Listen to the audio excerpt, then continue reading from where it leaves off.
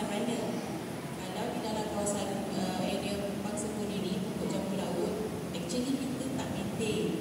Yang kita pihak majlis maintain di jalan persiaran utama. Okey, di jalan utama. Okey, nanti kita boleh istimewa balik lah lokasi di belah mana. Kalau ikutkan kita dah buat juga pangkasan tu di 601 lah, di Jalan Duri. Saya tak pasti, minta maaf lah, saya tak pasti blok 8 belah mana. Nanti kita sembang balik.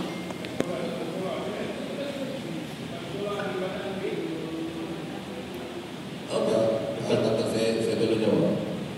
Dia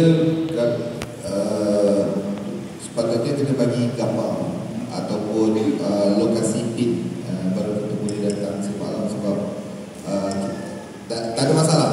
Kita cantik dan tuan nanti jumpa kita selepas habis sesi ini, kita dapatkan alamat, itu lagi baik.